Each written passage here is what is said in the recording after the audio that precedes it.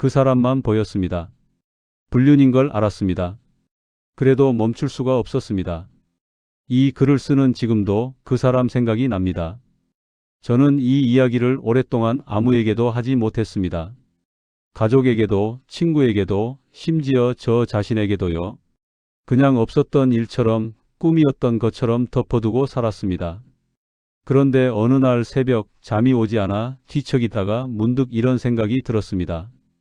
이 이야기를 세상 어딘가에 꺼내놓지 않으면 내가 죽을 때까지 이 무게를 혼자 지고 가야겠구나. 그래서 씁니다. 부끄럽지만 씁니다. 욕을 먹을 수도 있다는 걸 압니다. 그래도 씁니다. 이건 제가 살면서 처음으로 그리고 아마도 마지막으로 진심을 다해 누군가를 사랑했던 이야기입니다.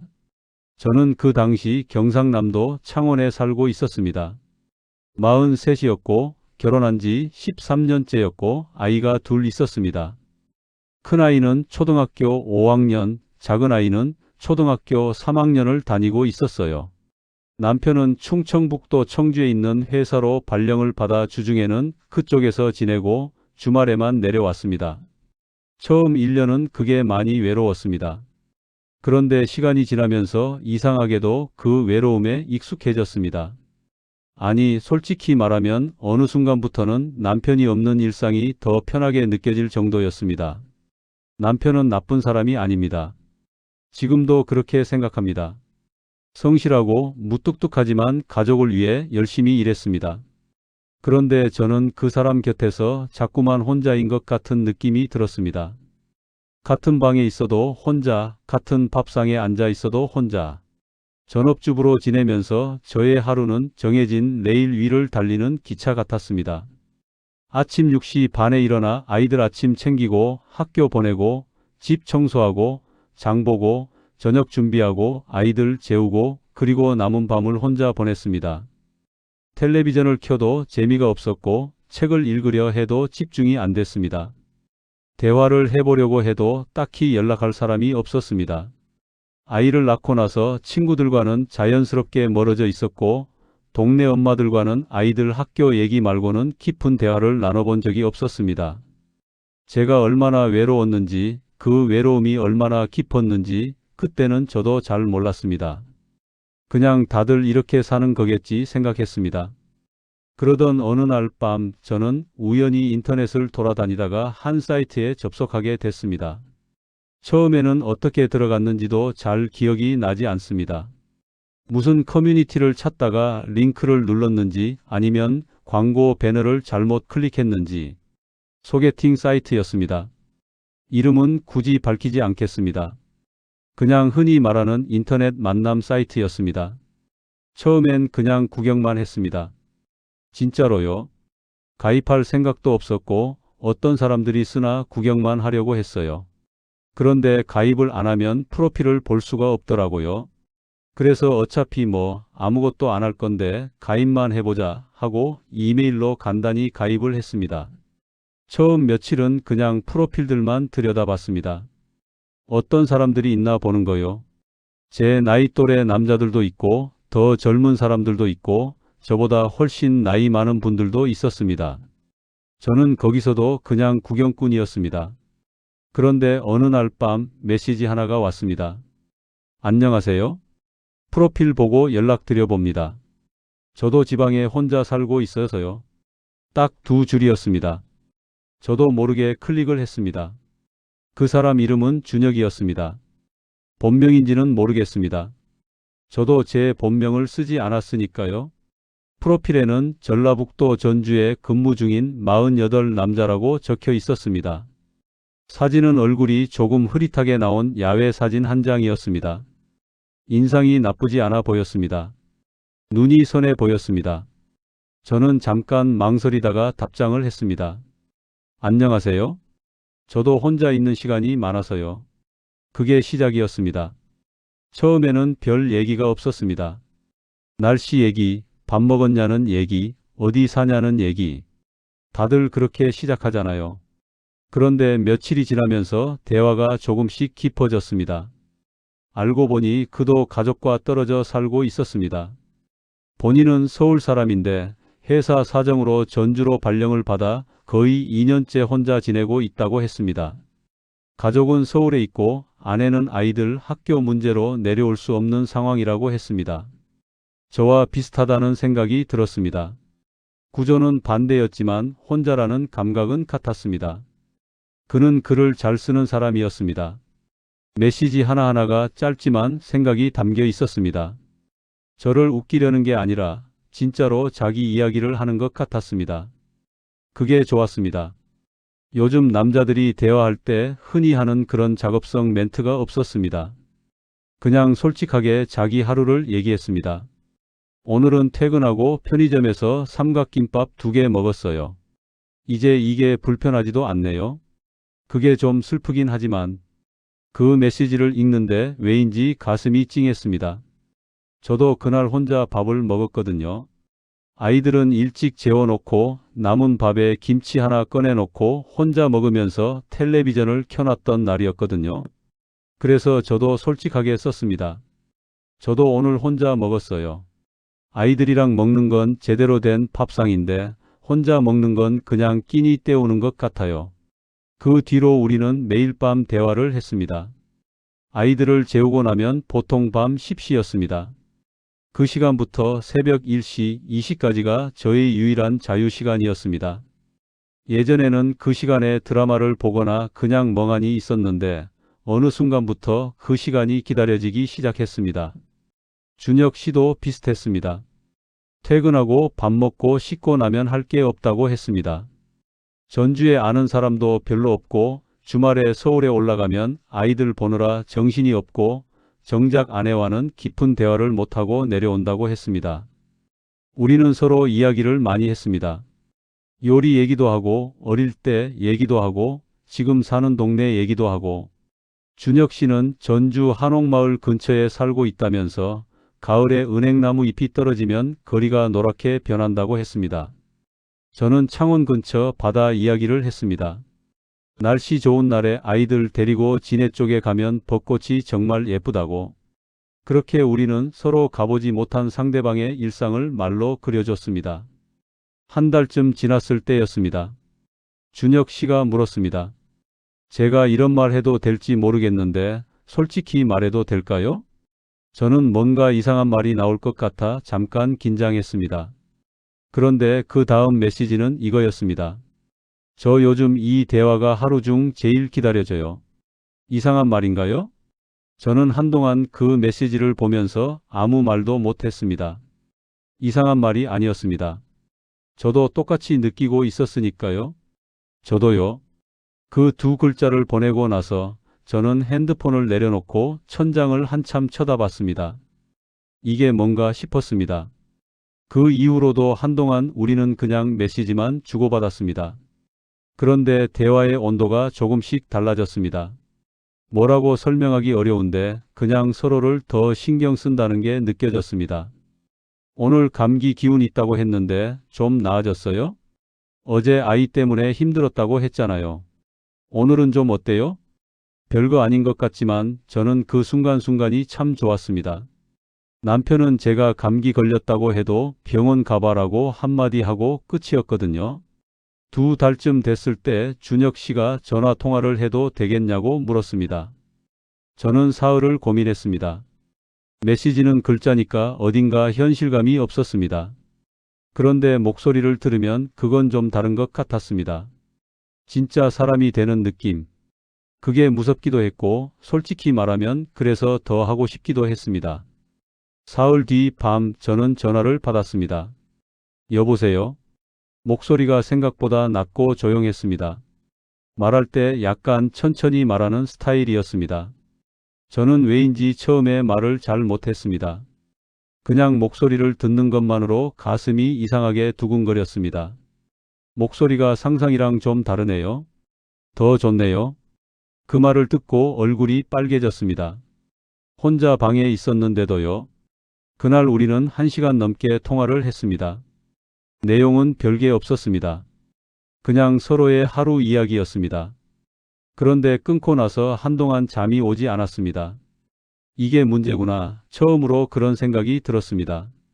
통화를 시작하고 한 달쯤 지났을 무렵 준혁 씨가 조심스럽게 말을 꺼냈습니다. 저 이번 주말에 업무 때문에 부산 쪽으로 가게 됐어요. 창원이랑 멀지 않잖아요. 이상한 말인 거 알아요. 그냥 한번 얼굴 볼 수 있을까 해서요. 부담되면 괜찮아요. 저는 이번에도 며칠을 고민했습니다.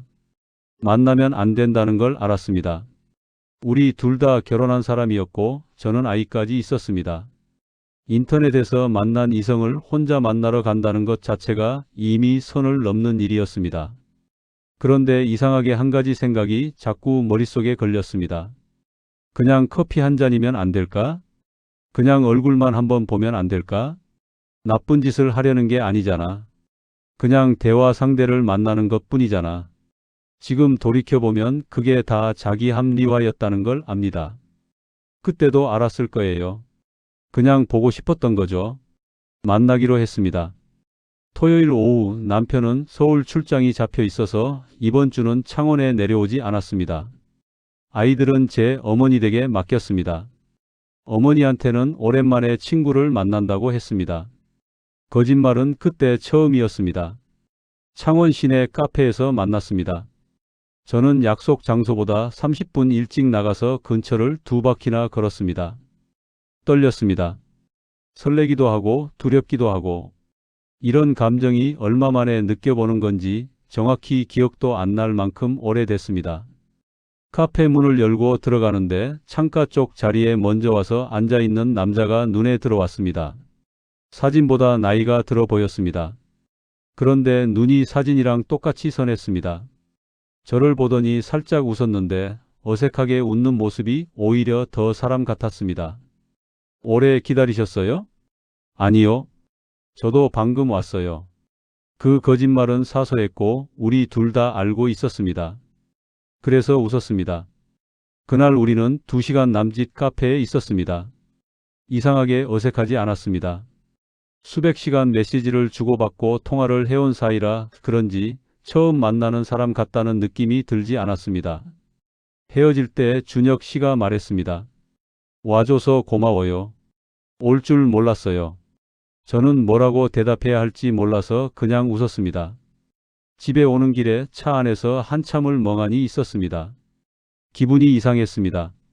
나쁜 기분은 아니었는데 좋다고만 하기엔 뭔가 묵직한 것이 마음 한편에 얹혀 있었습니다. 그날 이후로 뭔가 달라졌습니다. 대화가 더 자주 이어졌습니다. 메시지도 전화도. 준혁 씨는 제 이름을 부르기 시작했습니다. 저도 그 사람 이름을 불렀습니다. 어느 순간부터 우리는 그냥 친구가 아니었습니다. 정확히 어떤 관계인지 말하기 어려웠지만 분명히 그냥 친구는 아니었습니다. 어느 날 밤 통화 중에 준혁 씨가 말했습니다. 나 이거 잘못되고 있는 거 알아요. 그런데 멈출 수가 없어요. 저는 대답하지 않았습니다. 대답할 수가 없었습니다. 맞는 말이었으니까요. 두 번째로 만난 건 첫 만남으로부터 약 한 달 후였습니다. 이번엔 준혁 씨가 있는 전주로 제가 갔습니다. 아이들을 다시 어머니 댁에 맡겼습니다. 이번엔 어머니께 뭐라고 말했는지도 기억이 잘 안 납니다. 무슨 이유를 댔겠죠. 전주는 처음이었습니다. 준혁 씨가 한옥마을 근처를 안내해 줬습니다. 가을이었고 정말 은행나무 잎이 노랗게 물들어 있었습니다. 말로만 듣던 그 거리를 실제로 걸었습니다. 그 사람 말이 틀리지 않았습니다. 우리는 걸으면서 많은 이야기를 했습니다. 지나온 삶의 이야기를요. 준혁 씨는 젊었을 때 꿈이 작가였다고 했습니다. 그런데 현실적인 이유로 포기하고 회사에 들어왔고 지금은 그게 가끔 아쉽다고 했습니다. 저는 대학 졸업 직후 결혼을 해서 사회생활다운 사회생활을 해본 적이 없다고 했습니다. 가끔 내가 나로서 살아본 적이 있나 싶다고. 그 말을 하는데 저도 모르게 눈물이 났습니다. 준혁 씨가 멈춰 서더니 아무 말 없이 잠깐 제 손을 잡았습니다. 딱 한 번 잠깐이요. 그게 다였는데 그 순간이 오래 기억에 남았습니다. 손을 잡았다기보다는 그냥 있다는 걸 확인해 준 것 같았습니다. 너 혼자가 아니라고 그런 말 같았습니다. 그날 헤어지면서 준혁 씨가 말했습니다. 우리 어떻게 되는 걸까요? 저는 모르겠다고 했습니다. 그게 솔직한 대답이었습니다. 두 번째 만남 이후 며칠 동안 저는 많이 힘들었습니다. 남편이 주말에 내려왔습니다.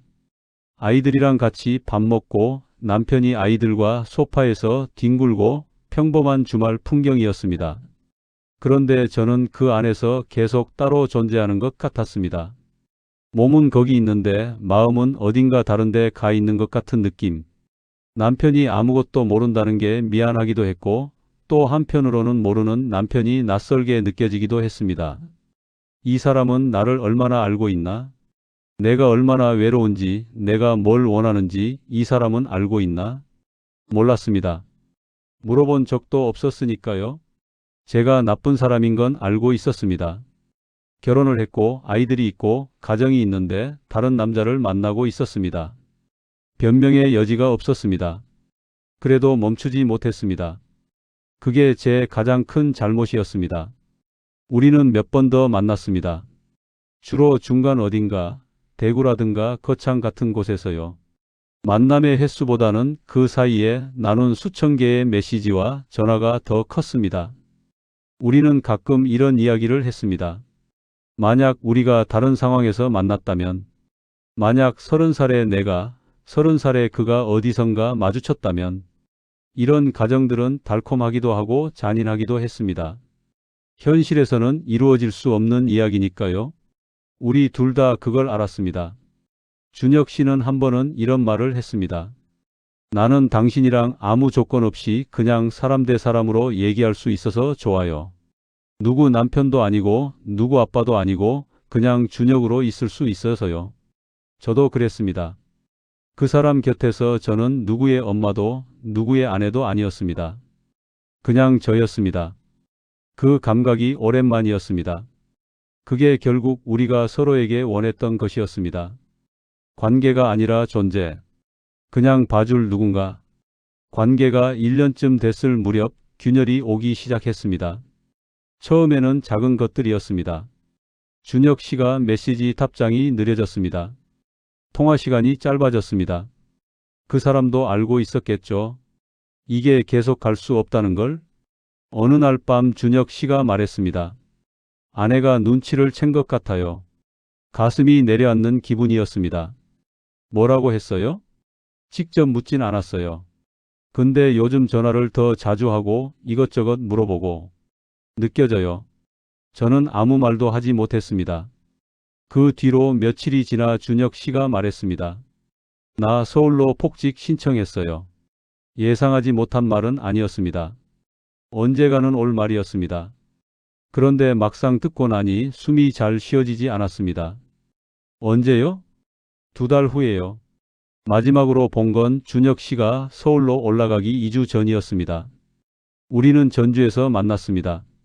처음으로 제가 전주에 갔던 그 한옥마을 근처 골목을 다시 걸었습니다. 가을이 아니라 겨울이었고 은행나무 잎은 다 떨어져 있었습니다. 앙상한 가지만 남은 나무들이 거리에 줄지어 서 있었습니다. 우리는 많이 걸었습니다. 말은 많지 않았습니다. 딱히 할 말이 없다기보다는 말을 하면 뭔가가 끝나버릴 것 같아서요. 저녁을 먹고 헤어지기 전에 준혁 씨가 말했습니다. 미안해요. 잘 마무리 짓지 못해서. 저는 고개를 저었습니다. 마무리 지을 수 있는 게 아니잖아요. 우리는 한동안 서로를 보다가 각자 돌아섰습니다. 저는 주차장까지 걸어가면서 울지 않으려고 했습니다. 그런데 차에 탄 순간 그냥 펑펑 울었습니다. 소리도 내면서요. 그렇게 운 게 얼마만인지. 차를 출발시키지 못하고 한 20분을 그냥 울었습니다. 준혁 씨가 서울로 올라간 이후에도 우리는 한동안 메시지를 주고받았습니다. 그런데 점점 간격이 벌어졌습니다. 가끔 안부를 묻는 정도가 됐고 그러다 어느 날부터는 그것도 없어졌습니다. 마지막 메시지가 뭐였는지 저는 기억합니다. 준혁 씨가 보낸 거였어요. 잘 지내요? 저는 그냥 내라고 답했습니다. 그게 끝이었습니다. 그 이후에 저도 많이 달라졌습니다. 나쁜 방향으로만 달라진 건 아닙니다. 제 자신을 돌아보는 계기가 됐습니다.